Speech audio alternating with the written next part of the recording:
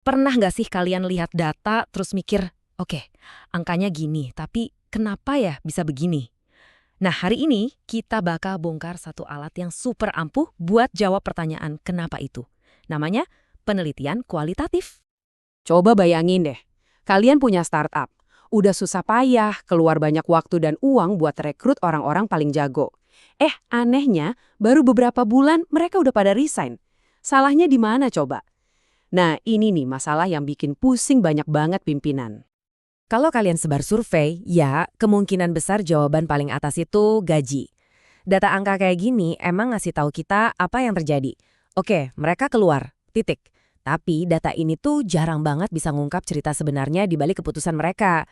Kenyataannya, wah jauh lebih kompleks dari itu.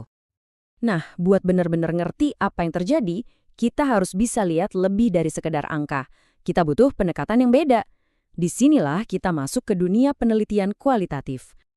Gampangnya gini, penelitian kualitatif itu bukan soal ngitung berapa banyak orang, tapi soal memahami bagaimana dan mengapa. Ini tuh soal mendengarkan cerita, mencoba ngerti dari sudut pandang mereka, dan nemuin makna di balik setiap tindakan.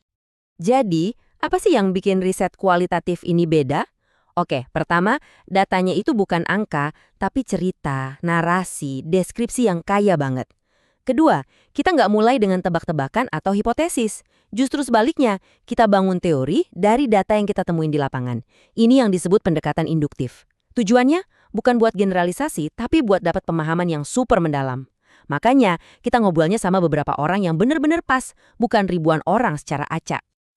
Oke, setiap pertanyaan riset itu butuh kacamata yang beda buat ngelihatnya. Yuk, sekarang kita lihat ada lensa apa aja sih yang bisa kita pakai buat memfokuskan investigasi kita.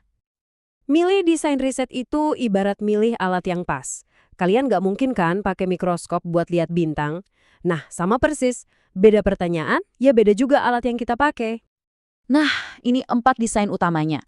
Ada studi kasus, ini kayak kita bedah satu perusahaan secara super detail. Terus ada etnografi, kita literally nongkrong bareng tim buat ngertiin budaya mereka sehari-hari. Kalau fenomenologi, ini buat ngerasain gimana sih rasanya jadi anak baru di minggu pertama. Dan terakhir, teori dasar. Ini kita pakai buat ngebangun teori dari nol tentang kenapa sih orang betah atau malah cabut.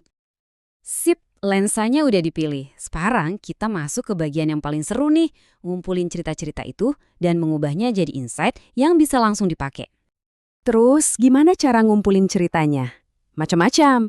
Kita bisa wawancara mendalam satu-satu, bisa juga bikin diskusi kelompok terfokus atau FGD, atau bahkan kita bisa ikut nyemplung langsung, observasi tim kerja. Intinya selalu sama, dapetin data yang kaya detail, yang deskriptif, bukan cuma jawaban iya atau enggak. Begitu semua cerita kekumpul, nah disinilah kerjaan detektifnya dimulai. Langkah pertama, coding. Anggap aja ini kayak kita stabiloin petunjuk-petunjuk penting dalam cerita. Abis itu, analisis tematik. Kita kumpulin semua petunjuk yang mirip buat nemuin polanya. Terakhir, interpretasi. Di sini kita rangkai semua polanya jadi satu cerita utuh yang ngejelasin apa yang sebenarnya terjadi. Oke, sekarang kita balik lagi ke masalah awal kita tadi. Kenapa karyawan baru di startup kita cepat banget perginya? Yuk kita lihat apa hasil temuan dari kerjaan detektif kita. Setelah ngobrol sama beberapa orang, muncul satu tema yang kuat banget. Ternyata, masalahnya bukan soal duit, tapi soal rasa kesepian, merasa terasing. Satu kalimat kayak, saya merasa sendirian, itu langsung nusuk ke jantung masalahnya. Ini adalah sisi emosi manusia yang gak akan pernah ketangkap sama survei manapun. Dan, disinilah letak kekuatannya. Yang kita dapat itu bukan cuma data, tapi sebuah cerita. Cerita yang ngasih tahu kita dengan jelas apa yang harus dibenerin. Bukan soal naikin gaji, tapi soal perbaiki program onboarding dan bimbingan. Ini adalah wawasan yang benar-benar bisa bikin perubahan. Jadi, lain kali kalian lihat data yang bikin bingung, coba deh berhenti sejenak, tanya ke diri sendiri, cerita apa ya yang sebenarnya tersembunyi di balik angka-angka ini?